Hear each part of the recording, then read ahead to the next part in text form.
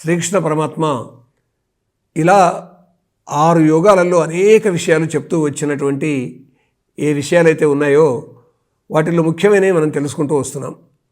అందులో భాగంగా విజ్ఞాన యోగం ప్రారంభంలో శ్రీకృష్ణ పరమాత్మ పరమార్థ చింతనతో ధ్యానం చేసేటటువంటి యోగి శ్రేష్ఠుడు అన్నారు కృష్ణ పరమాత్మ ఇంతకు పూర్వం.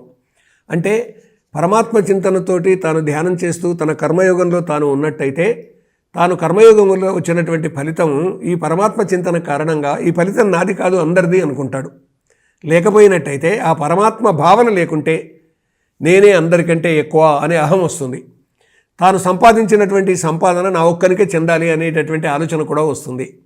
అంతేకాకుండా తనకు జ్ఞానం ద్వారా అధికుడు అనే అహంకారము వస్తుంది, లేదా శక్తి ద్వారా అధికుడు అనేటటువంటి అహంకారం వస్తుంది, కాదా ధనం ద్వారా అధికుడు అనేటటువంటి అహం వస్తుంది, లేదా కీర్తి ప్రతిష్టలు కలిగే వరకల్లా అహం వస్తుంది. కాబట్టి ఇవన్నిటికీ దూరంగా ఉండాలి అనేటటువంటి ఉద్దేశంతో మనిషి ఎవరు శ్రేష్ఠుడు అంటే తపస్సి కంటే, జ్ఞాని కంటే, కర్మిష్టి కంటే యోగే శ్రేష్ఠుడు, అంటే యోగారూఢుడు అయినవాడు. యోగి అంటే ఎవరు అంటే జీవుడు దేవుడు ఒక్కరే అనేటటువంటి భావన కలిగిన వాడు, ఆ భావనలో ఉన్నటువంటి వాడు, ఆ యోగంలో జీవించినటువంటి వాడు యోగి అని కృష్ణ పరమాత్మ యొక్క అర్థం. ఇదంతా పూర్వయోగంలో మనం తెలుసుకున్నటువంటి విషయం ఆత్మ సంయమం వరకు. కానీ ఈ విజ్ఞాన యోగంలో ప్రవేశించిన తర్వాత ఇదివరకే జ్ఞానం అంటే ఏంటి అనేది తెలుసుకున్నాం. జ్ఞానం అంటే ఏదైతే పెద్దల వల్ల మనం తెలుసుకున్నామో, ఏదైతే శాస్త్ర గ్రంథాల వల్ల తెలుసుకున్నామో దానిని అనుభవపూర్వకంగా ప్రవేశపెట్టడము, అనుభవపూర్వకంగా తాను అనుభవించడము, ఆ అనుభవించినటువంటి దానిని ఆచరించడము అనేటటువంటిదే విజ్ఞాన యుగం కిందకి వస్తుందండి. ఎంత బాగా ఉంది చూడండి. జ్ఞానమునికి విజ్ఞానానికి మధ్యలో ఉన్నది వి ఒకటే. కాబట్టి వి అనేటటువంటి ఏదైతే ఉపసర్గ ఉందో అవి ఈ విధంగా అర్థాలు ఇస్తాయి.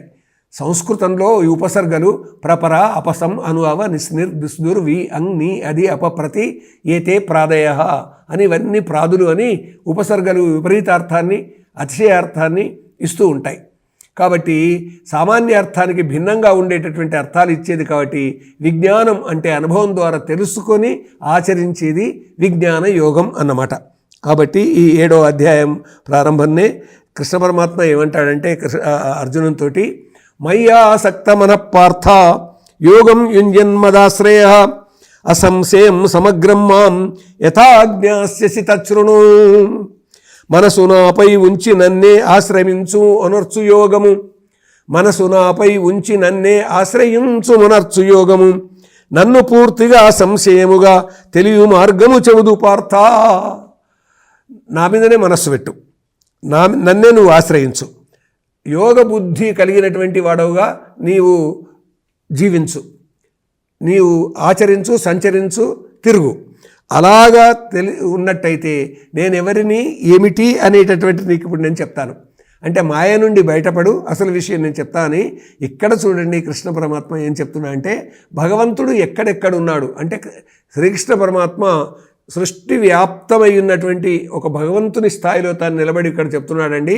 నేనేమిటి, ఎక్కడెక్కడున్నాను, ఎవరెవరిలో ఉన్నాను అనేది చెప్తూ ఉన్నటువంటి విషయాన్ని ఒక్కసారి మనం గుర్తించినట్టయితే అష్టవిధ ప్రకృతుల్లో ఆయన ఏ విధంగా ఉన్నాడో అర్థమవుతుంది.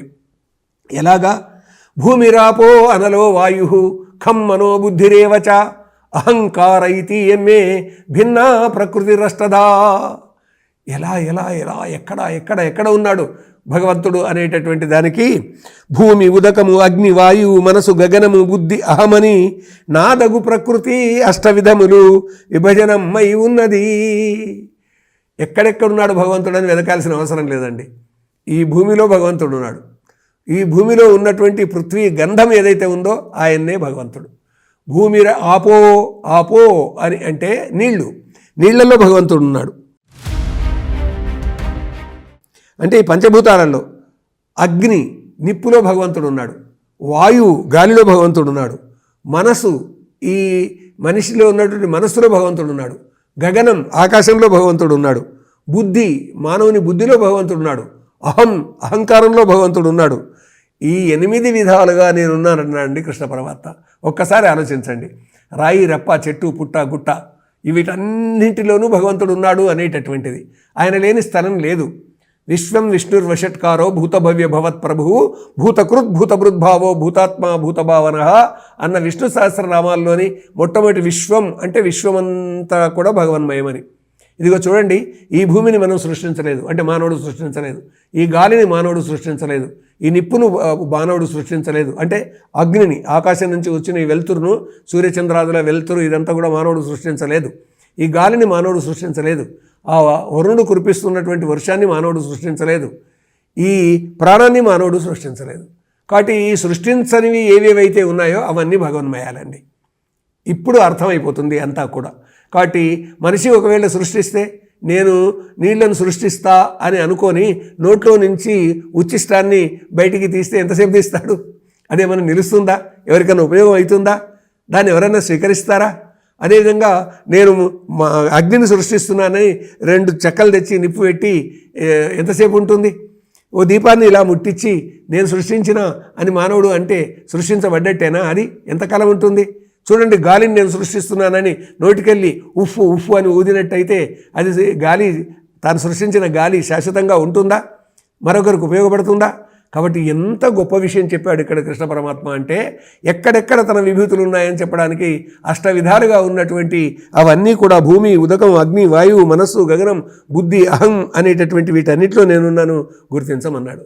ఎంత గొప్ప తత్వాన్ని ఇక్కడ కృష్ణ పరమాత్మ అర్జునుని నెపంతోటి ఈ సర్వమానవులకు చెప్పాడో అది భగవద్గీత సందేశం అండి.